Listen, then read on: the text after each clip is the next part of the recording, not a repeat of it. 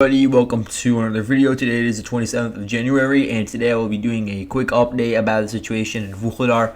I just want to clarify some things and talk about some of the ambiguity and conflicting reports. And let's get into this. So, ever since my video yesterday, we haven't really seen many changes to the situation in VUHLEDAR. I have seen some claims by pro-Russia sources that they were able to infiltrate into the town itself.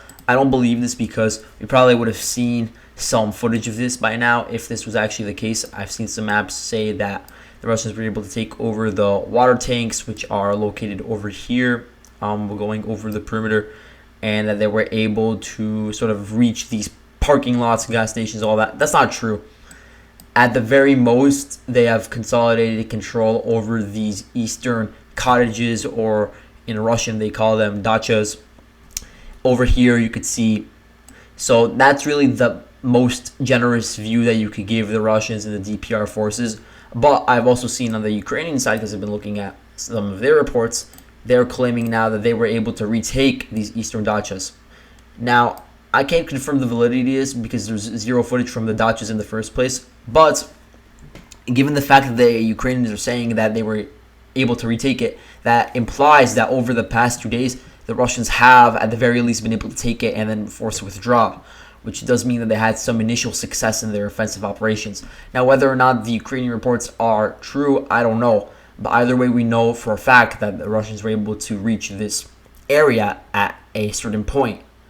So the way that they were able to do this, as I said before, is through this town Mikilske, which was not under their full control before the beginning of these offensive operations on the 24th of January. But ever since they were launching these operations and crossing over the river, which is a pretty narrow river, by the way, so it's not that big of a deal in terms of being a natural barrier. But ever since they did cross over and consolidate control, they have been able to use their positions in northern Mikilske as a staging ground for further attacks up north. And we're seeing that a lot of the no man's land is in this general area. Let me highlight the perimeter over here. This entire area, I would say, is a gray zone. So I guess you could say in a way it is inaccurate to put it as either blue or red, and primarily red in this case I have it as. Because yeah, this entire area over here, it's in a bit of a higher elevation compared to Mikilske and Pavlivka. And I would say it's a similar elevation as that of northern VUHLEDAR over here. A lot of these heights over here are being contested.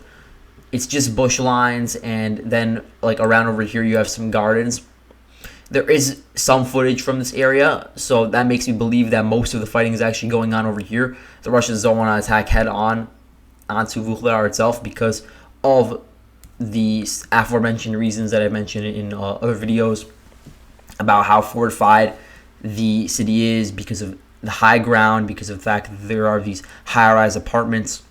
So we're seeing that they're trying to flank it using these small armored columns, sometimes just one vehicle at a time, trying to discreetly advance. But we know that with the nature of this war, there's obviously drones looking from above, there's artillery spotters, and especially given the fact that Ukraine is on a higher elevation because they have control of this coal mine over here, and of obviously the northern heights of VUHLEDAR, they could see the advancing Russians and they could attack their positions pretty accurately. So we do have actually footage of this. We have 72nd Brigade hitting advancing Russians, and in this video, 2 tanks, 3 BMPs are damaged. So it's not like Russia hasn't suffered any losses. In terms of actual casualties, I have no idea. Nobody actually does. But we can assume that there's been some pretty heavy casualties, probably taken by both sides, because first of all, there's an increase in the artillery. There's a high usage of TOS-1 thermobaric rockets on the apartments in VUHLEDAR, so I'm sure there were some casualties on the Ukrainian side. And then because the Russians are conducting these frontal assaults, I'm sure they also incurred some pretty heavy casualties. Maybe not as much as the ones in November on Pavlivka, but they could be similar. And now, let's look into the fact that we even have the 72nd Brigade over here. If you recall, in my video about VUHLEDAR a few weeks ago, I did mention that the 72nd Brigade was one of the units defending VUHLEDAR that was forced to withdraw from the pocket. before some of them had to surrender. So it seems like in recent days, some of their units that were stationed outside of VUHLEDAR were actually moved to VUHLEDAR to help keep the situation under control. This implies that Ukraine has been moving reinforcements from another key area, Bakhmut, Donbass, entire area, to make sure that the situation in VUHLEDAR doesn't deteriorate. That shows that they have a very high priority in maintaining control of VUHLEDAR.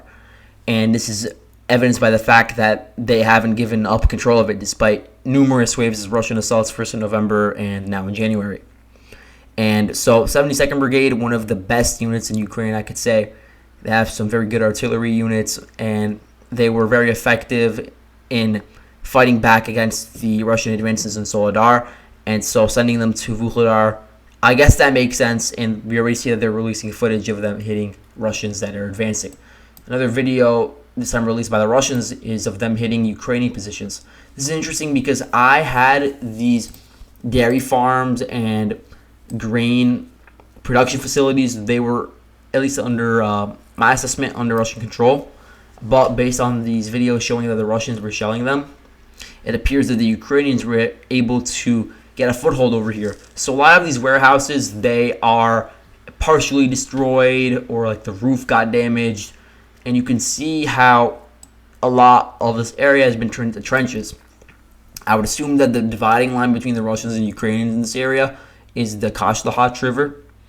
But that as of recent days, the Russians have been trying to dislodge the Ukrainians from here, because this would be their forwardmost positions, and they would have to be dislodged in order to make any sort of advances or apply any sort of pressure onto VUHLEDAR from the north.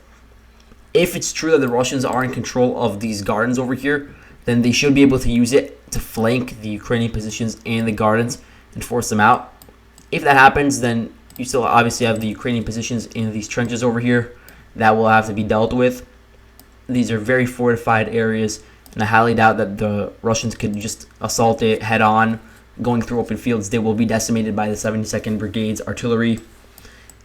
And then you also have the Ukrainian positions at this airstrip and at this water treatment facility, so you can't ignore that. You could also be harassed from the flanks if you take over these farms.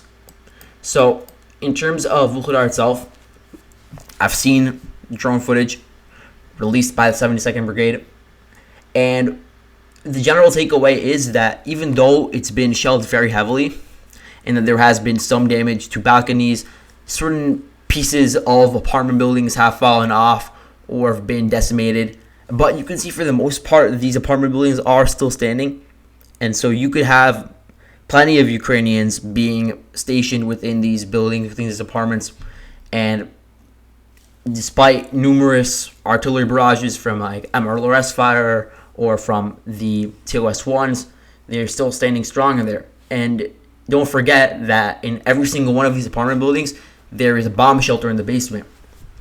If you don't know, these apartment buildings, they were either built during the Khrushchev era of the Soviet Union or during the Brezhnev era of the Soviet Union. In the Khrushchev era, these apartment buildings that were set up, they were set up for the local coal miners. This entire area is abundant in coal, so it basically turned into like this communal living space for the coal miners. And so these houses were apartments.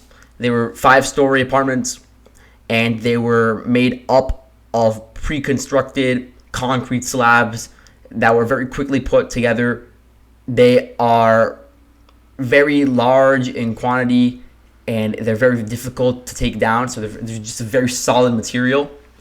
And then under Brezhnev, he added in 4 more stories, so the apartment buildings, at least some of them, they're 9-story buildings. So you have some that are 5-story buildings, if you look at the drone footage, and then you have some that are 9-story buildings. And that's how you distinguish whether they were built in the 60s or if they were built in the 70s, 80s, 90s. I think most of them are built during the Brezhnev era, which is not a good thing for the Russians because those ones are higher up because they're 9 stories. And those, if you look over here, I'll try to go over it with my pen. This entire area, this entire square, it's basically just all those 9-story buildings. Over here, I'm pretty sure that these are the 5-story ones, for instance.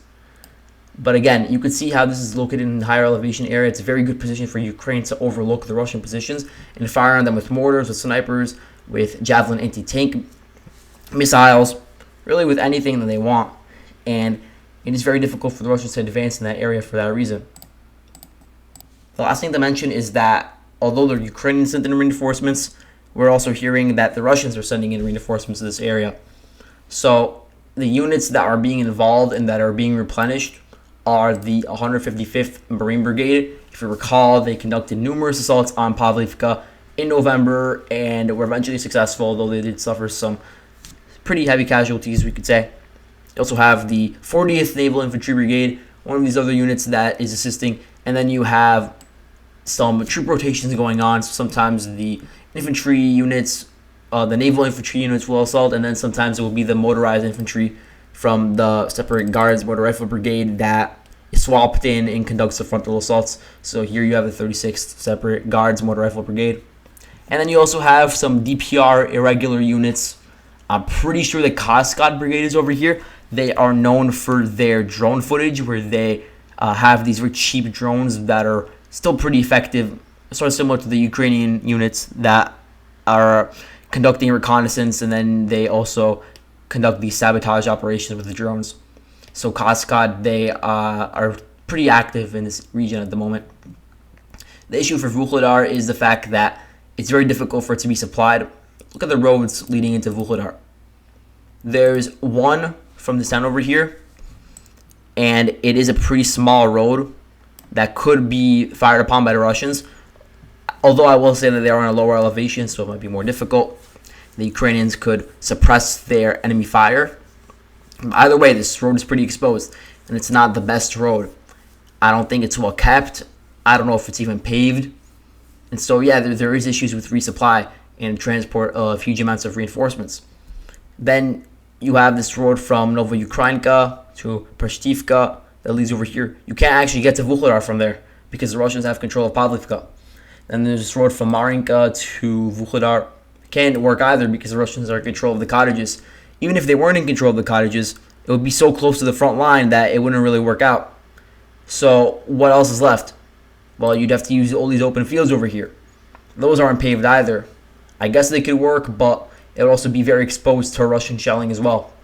So either way, there's going to be some sacrifices made when these units are resupplied or reinforced. But it is something that Ukraine is willing to do, and we do know that the Russians are shelling the rear pretty heavily. We saw a lot of footage, specifically from this town over here, VUHLEDAR, where you have some Ukrainian units stationed over here. It was hit pretty hard by Russian artillery last night. And so that's really the situation in VUHLEDAR. Tomorrow I'll talk about the situation in Bakhmut. So thank you guys for watching. I'll see you guys later.